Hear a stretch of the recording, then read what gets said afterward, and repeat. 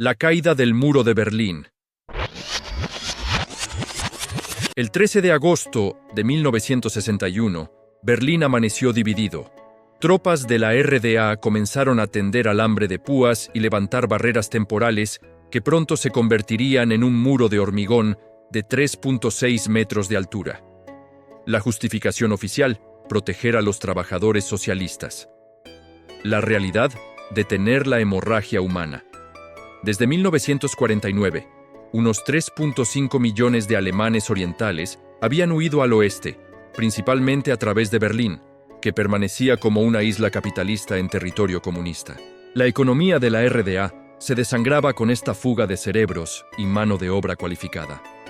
Walter Ulbricht, líder del SED, Partido Socialista Unificado, había negado semanas antes cualquier plan de muro, pero bajo órdenes de Moscú, ejecutó la operación en secreto.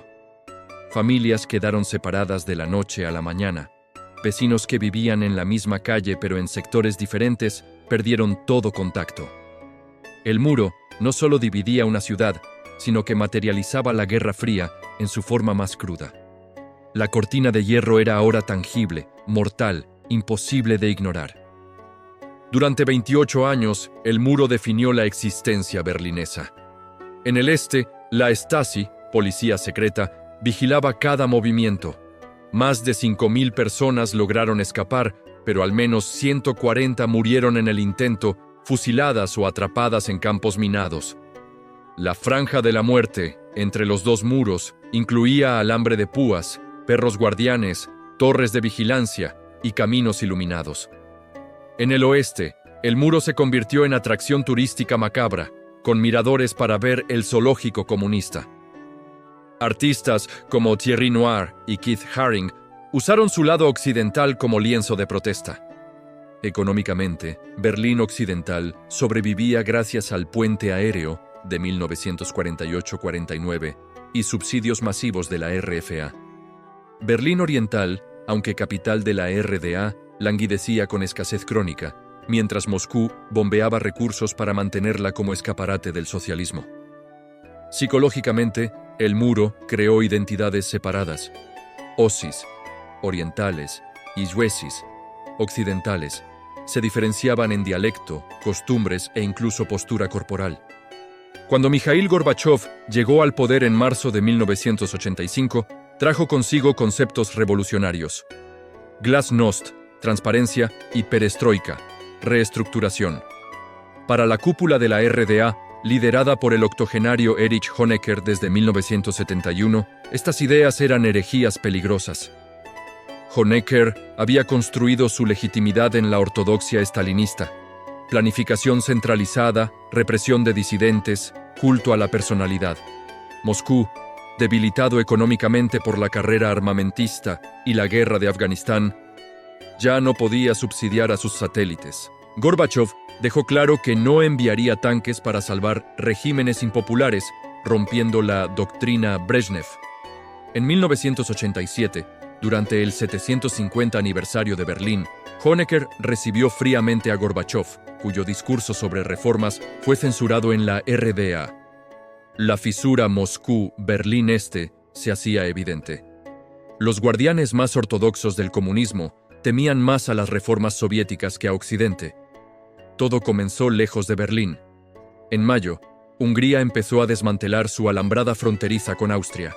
Para agosto, miles de alemanes orientales acampaban en la embajada de la RFA en Budapest, exigiendo pasar al oeste. El 11 de septiembre, Hungría abrió oficialmente su frontera. 13.000 alemanes orientales cruzaron en 3 días. Fue el primer agujero en el telón de acero. Simultáneamente, en la RDA nacía la oposición interna. Grupos como Nuevo Foro y Democracia Ahora organizaban las manifestaciones de los lunes en Leipzig. El 9 de octubre, 70.000 personas desafiaron al régimen gritando: «Nosotros somos el pueblo y sin violencia». La policía desbordada no disparó. Era un punto de inflexión. El miedo había cambiado de bando. Honecker, enfermo de cáncer, ordenó represión, pero su propio Politburó vacilaba. El 18 de octubre fue forzado a dimitir, sucedido por Egon Krenz, quien prometió el cambio, pero nadie le creía. El 9 de noviembre de 1989 debería haber sido otro día de transición controlada. El Politburó había preparado un nuevo reglamento de viajes que permitiría a los alemanes orientales solicitar visados para visitar el oeste, manteniendo controles estrictos. Pero en una conferencia de prensa transmitida en vivo a las 18:53, el miembro del Politburó, Günther Schabowski, mal preparado y cansado, leyó mal el comunicado. Preguntado cuándo entraba en vigor, respondió: «Según mi información, inmediatamente». La noticia corrió como pólvora. El muro está abierto. Miles se dirigieron a los puntos de control, donde guardias fronterizos desconcertados, sin órdenes claras, empezaron a levantar las barreras hacia la medianoche. En la puerta de Brandeburgo, berlineses de ambos lados comenzaron a escalar el muro, abrazándose y celebrando. La televisión mundial transmitía imágenes históricas: jóvenes bailando sobre el hormigón, ciudadanos rompiendo pedazos con martillos.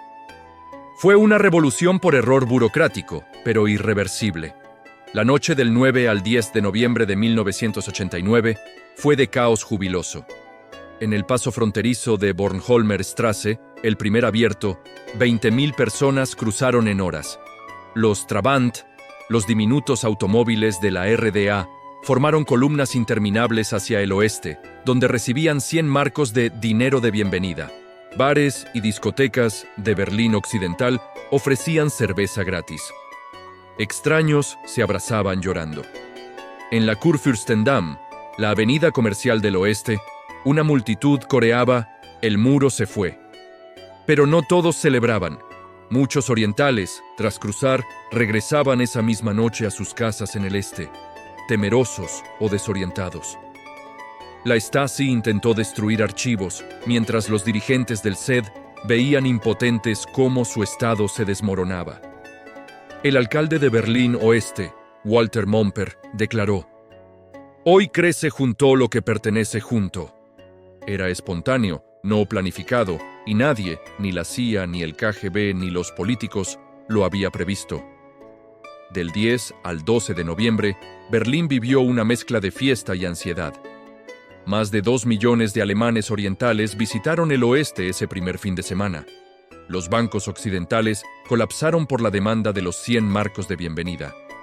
Las tiendas del este quedaron vacías al comprar orientales electrodomésticos y frutas exóticas. Políticamente, la incertidumbre reinaba. ¿Era esto una apertura controlada o el preludio de la reunificación? El canciller occidental Helmut Kohl, en visita oficial a Polonia, regresó apresuradamente. Moscú guardaba silencio. La RDA intentaba mantener apariencias. Krenz hablaba de socialismo renovado, pero su credibilidad era cero. En las calles, la gente empezaba a romper el muro sistemáticamente, creando nuevas brechas. Los Mauerspechte, pájaros carpinteros del muro, vendían pedazos como souvenirs. El mundo observaba atónito cómo símbolo de división se convertía en atracción turística. Las cancillerías mundiales reaccionaron con cautela. Margaret Thatcher y François Mitterrand temían una Alemania reunificada y poderosa. Thatcher dijo en privado: «Derrotamos a los alemanes 2 veces y ahora están de vuelta».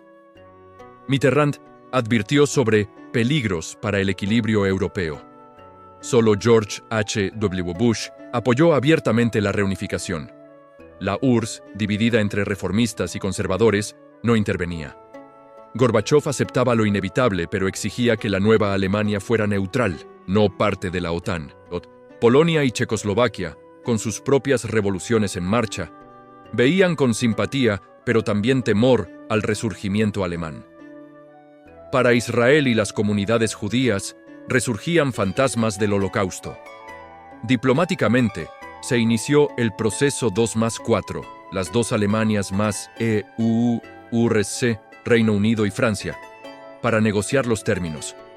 La caída del muro había desatado un terremoto geopolítico que requería nueva arquitectura europea. La economía de la RDA, presentada como milagro socialista, estaba en quiebra técnica. Su producto per cápita era 1/3 del occidental. La deuda externa superaba los 20.000 millones.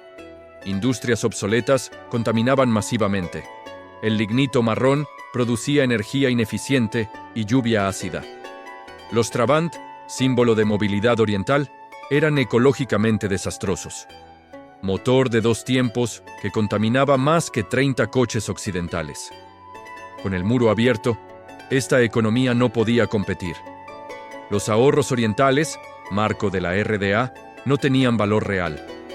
Helmut Kohl prometió en noviembre: nadie saldrá perjudicado, nadie saldrá beneficiado, pero pronto sería evidente que la unión monetaria sería traumática.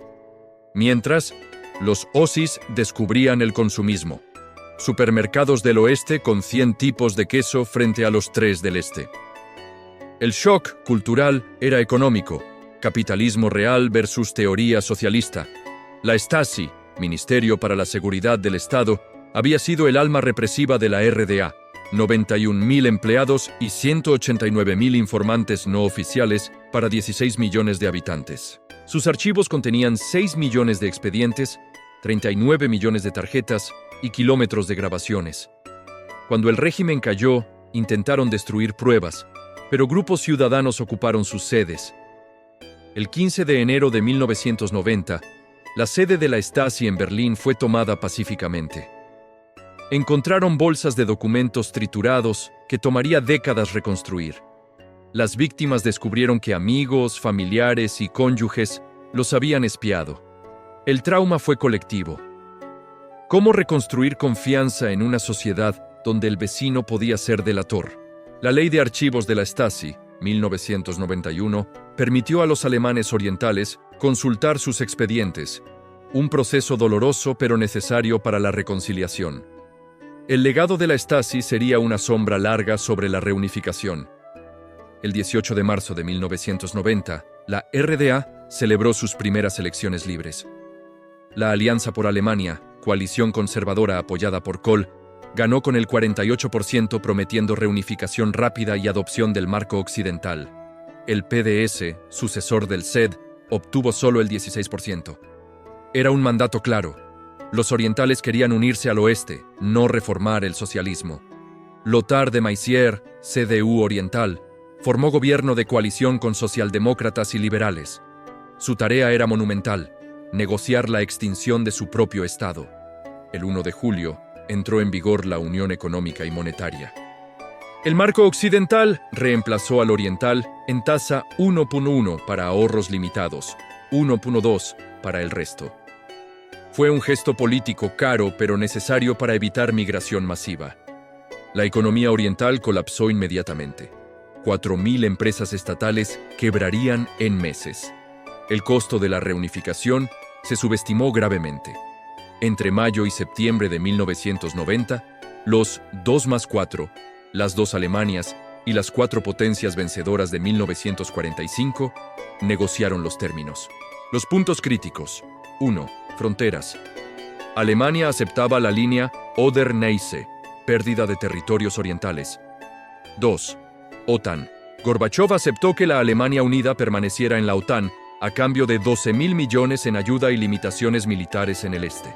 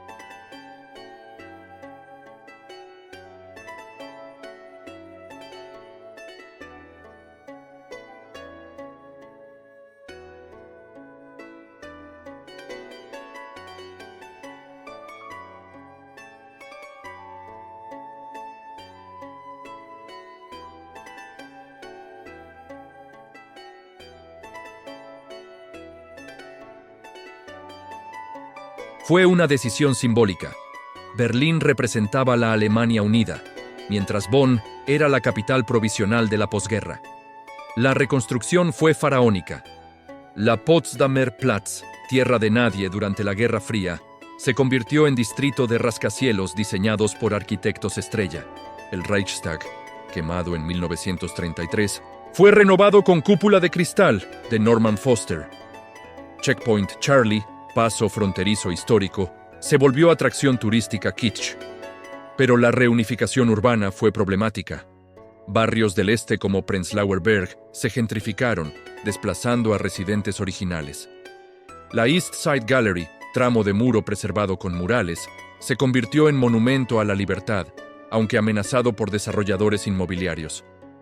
Berlín era otra vez capital, pero de una Alemania muy diferente a la de 1945. ¿Cómo juzgar los crímenes del régimen de la RDA? Los guardias fronterizos que dispararon a fugitivos fueron procesados, pero con sentencias leves, libertad condicional. Honecker, juzgado en 1992, fue liberado por cáncer terminal y murió exiliado en Chile en 1994. Egon Krenz recibió 6.5 años por homicidio en la frontera. La justicia transicional alemana optó por el modelo procesar a pocos, investigar a muchos. La Comisión de Investigación del Parlamento documentó los abusos, pero evitó casas de brujas. Las víctimas recibieron compensaciones modestas. Las complicidades fueron generalizadas. Millones habían colaborado con el régimen en mayor o menor medida. El debate, ¿fue la RDA un Estado de Derecho?, continuó. Mientras algunos argumentaban que era una dictadura criminal, otros recordaban que tuvo reconocimiento internacional y que sus leyes, aunque injustas, eran formalmente legales. La reconciliación fue más pragmática que catártica. La caída del muro aceleró la desintegración del bloque soviético. En Checoslovaquia, la revolución de terciopelo depuso al régimen comunista en noviembre-diciembre 1989. En Rumanía, Ceausescu fue ejecutado en Navidad. En 1990, Polonia, Hungría y Bulgaria celebraron elecciones libres. La URSS se desintegró en 1991. Alemania, ahora unificada, se convirtió en el motor económico de la expansión europea hacia el este. En 2004, países excomunistas ingresaron a la UE, muchos con apoyo alemán. Pero también hubo consecuencias negativas. Guerras yugoslavas, 1991-2001. Surgimiento de oligarcas en Rusia y resentimiento en algunas zonas por el dominio alemán en la UE. El orden posterior a la Guerra Fría prometía paz, pero trajo nuevos conflictos. El cine alemán procesó la reunificación con miradas diversas. Goodbye Lenin, 2003, mostraba la nostalgia con humor melancólico. La vida de los otros, 2006, retrataba la opresión de la Stasi. Bárbara, 2012, exploraba la resistencia cotidiana. Literatura, autores como Christa Wolf o Heiner Müller reflexionaron sobre la identidad alemana dividida. Memoriales, la Capilla de la Reconciliación, se erigió donde estuvo la Franja de la Muerte. El Museo del Muro en Checkpoint Charlie documentaba escapes, y el Memorial del Muro en Bernauer Straße preservó secciones auténticas. Cada 9 de noviembre, aniversario de la caída, se celebra con conciertos y ceremonias. Pero la memoria es conflictiva. Muchos occidentales ven 1989 como triunfo de la libertad, mientras algunos orientales lo recuerdan como pérdida de seguridad y comunidad. 35 años después, Berlín es ciudad global vibrante, pero persisten divisiones. El este tiene más desempleo, 8% versus 6% en oeste, salarios más bajos y menor representación en élites políticas y económicas. El partido de ultraderecha AfD es más fuerte en el este, capitalizando resentimientos. Urbanísticamente, el muro mental sigue. Muchos occidentales nunca cruzan al este, salvo por turismo. Los tranvías, típicos del este, no se integraron completamente.